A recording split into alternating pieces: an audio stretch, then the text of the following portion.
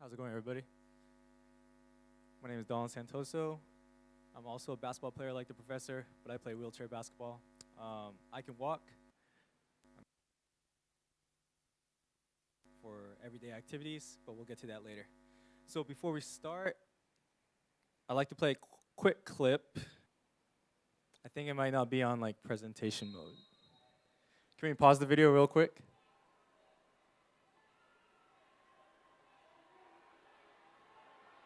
Or let's watch the video.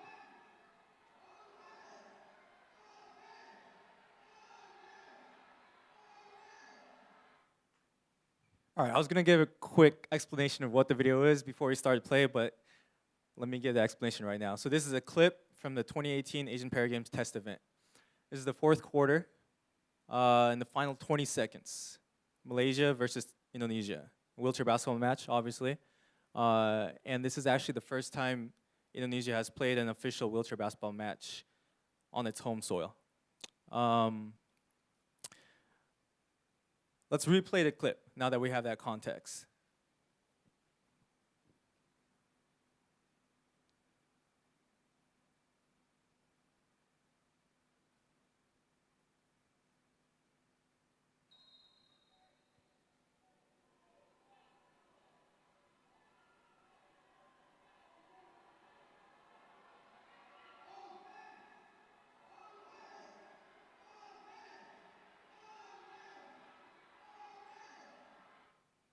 So I paused the clip right there, and we'll continue that clip later. You might imagine what happens next, but basically Malaysia's up by 1 point, and we have one chance to win the game.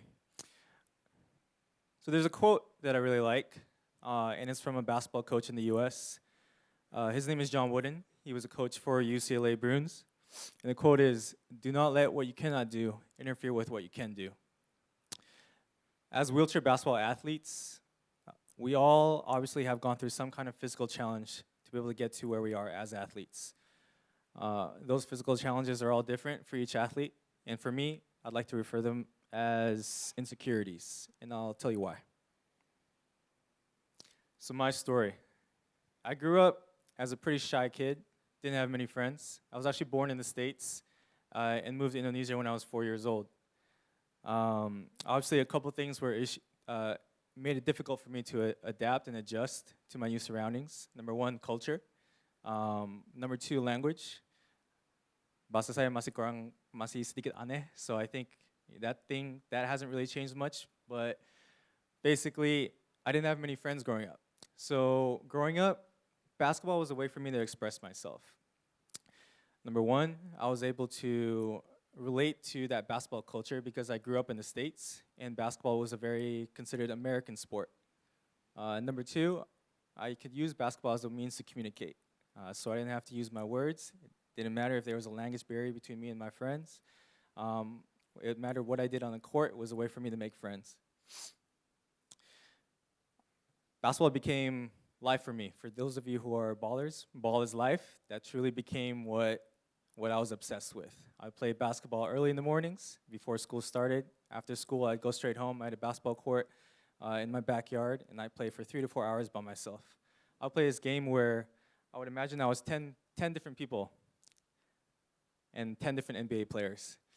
I'll get the ball, I'd throw it up in the air, catch it, pretending I was someone else, take a shot, intentionally miss, so I could catch the rebound as somebody else, steal the ball from myself, for however that works, catch the ball as a defender, make a three-point shot.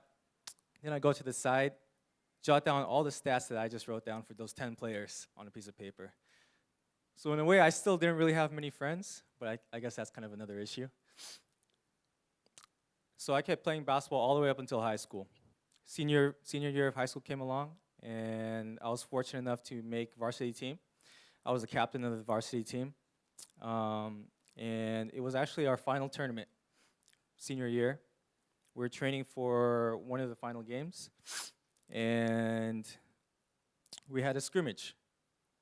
I was going up for a regular drive, regular layup.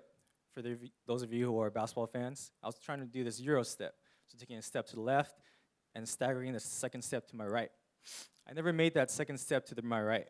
So as I lifted off my left foot grabbed or latched onto a teammate of mine, And in the air, I landed on my knee. Knee hit the ground hard, and I immediately tore my PCL, my ACL, and fractured my patella. It's not as bad as it sounds because sports injuries happen all the time, right? So while it was a serious injury, there was a recovery process. For me, I went to the doctors immediately, and they told me that I had to do a reconstruction. Reconstruction would take 1 year. As long as I do everything the doctor told me to do, I'd be okay. So that's what I did. I did a reconstruction with the doctors, and I did the rehab process. Rehab twice a day, morning and night, for a whole year. Near the end of the year, I started to realize that I was getting some pain, kind of where the screw is. I went to the doctor, and he told me that it looks like you kind of have a reaction to the screw. Not so uncommon, but I was developing some kind of bone growth on there too. The doctor said, easy fix, we just take out the screw, we shave off the bone, and see if that'll fix the problem. So that's what we did, small surgery. 2-3 months later, came back with the same issue. But not only that, it seemed like the surgery failed. My knee was giving a lot of laxity. I wasn't able to run, jump, pivot, squat properly, and I was having pain every time I was walking. Basically walking with a cane at that point. Went to the doctor again. He said, looks like everything failed. What we can offer you is another reconstruction. Chances are probably 80 to 90% since this is the second time. But I thought, hey, I was still young, and I had the time, so let's go through with it. Went through a second reconstruction, did the whole rehab process for another year. At the end of the year, same thing, came to the doctor. I was still having pain in that area, developing another bone growth, and he told me, looks like you're back to square one. And looks like not only the surgery failed, but looks like you have a lot of early stages arthritis. I was still 20, 21 at the time, so hearing that was a little more dramatic than it is now maybe. But hearing that I had a chondral defect and degenerative cartilage on my knee at that age when I still wanted to be active was quite heartbreaking for me. So we did 2 more surgeries within the span of 2 more years. But these surgeries were more so just to fix the cartilage damage in my knee. I'm not gonna lie, there were moments of being depressed, right? Moments of being depressed and down. One day, everything is going well, you're progressing. The next day, doctor tells you that you gotta redo everything, and all those years of rehabilitation kind of goes down the drain. So that was rough for me. And it took me a long time to kind of accept the fact that this is the way I was right now. I was very insecure with the fact that I wasn't able to provide any value to my community, to my workplace, to my school, that I was just wasting my time in rehab. And even after all those years in rehab, I felt like I just wasted that because I was back to square one.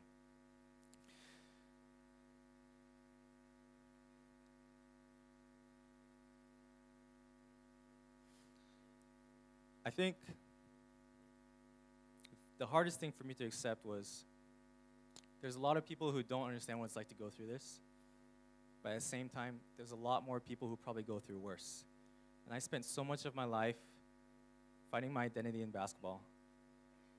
And I spent so much of my life comparing myself to other people and finding my worth through that comparison. And so when this happened in my life and I was unable to kind of compare with my peers anymore because I was completely at a different placed in a different condition than everyone else, I didn't know what to do. I think it's a lie when people say that turning around happens in one day, because for me, it definitely didn't happen in one day. Lots of ups and downs, and it's truly those moments of being down, truly those moments of being broken down, and it's a slow process. Those are the moments where you find those values that are most important to you and you're able to pick yourself back up. I was introduced to wheelchair basketball actually sometime between my 5th and my 6th surgery. But when I was introduced to the sport, I actually didn't like it that much at first. I thought it was fun, but at the same time, I thought it was kind of lesser. I thought the athletes were not real athletes.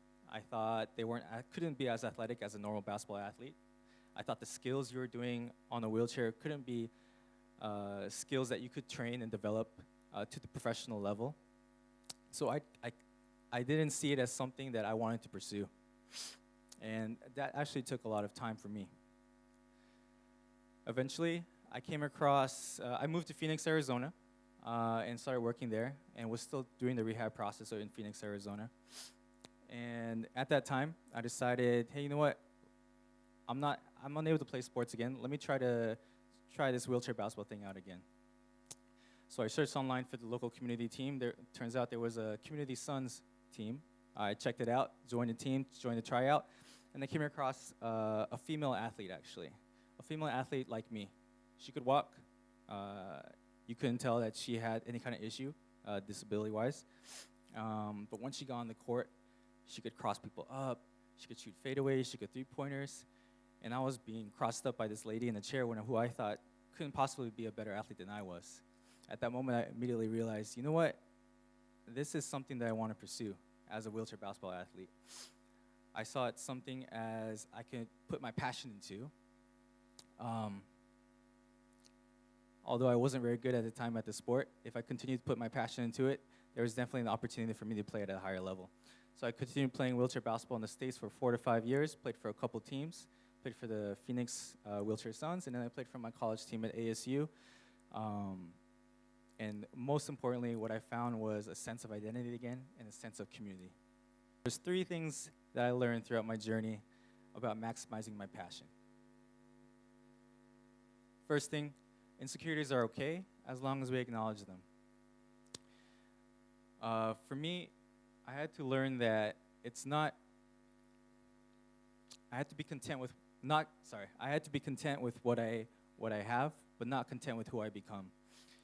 There are conditions we are given in life, and there's sometimes we can't do anything about it, but obviously there's things that we can improve on in terms of our value and our character. And those are things that basketball taught me. I had to redefine my identity. I used to define my identity solely based on basketball and what I could do on the court. But I soon began to realize that it wasn't necessarily what I did on the court that defined me, but I was able to express my values through what I did on the court. I spent so much time of my journey complaining and blaming, right? Blaming the doctors, complaining about the pain, blaming the schools for not being accessible, blaming the government when we tried to start the wheelchair basketball program here.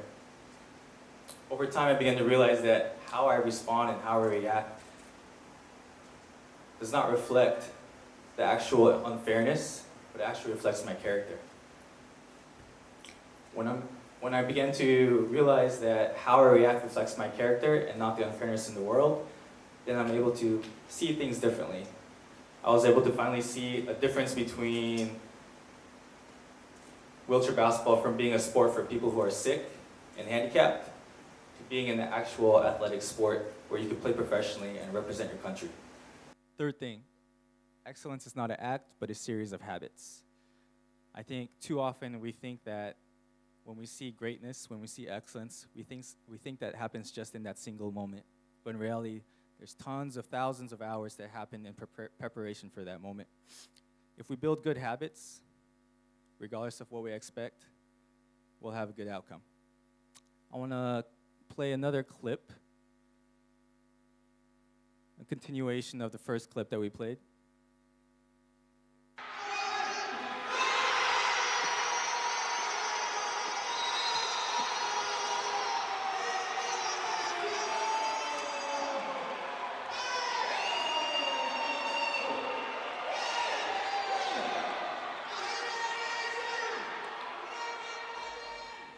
So as you can tell, we ended up winning that match. We won by 1 point, and that was the first match any Indonesian wheelchair basketball team has ever won. So that was an amazing moment in our life, and in my life, and in the lives of all those athletes. But more importantly, what I'd like to highlight is the reaction from that crowd. I would have never imagined in all my years of playing, in all my years of this journey, that something I just thought of as a hobby would generate this kind of passion from people who probably don't even understand what the sport is about. And so, one thing I'd like to leave off is just keep doing what you're doing, even if you think it's just a hobby at first, because passion is contagious. As long as you're passionate about it, I'm sure you'll invoke the same response from somebody else. Thank you. All right, thank you very much for Mr. Donald Santoso. You may return to your seats.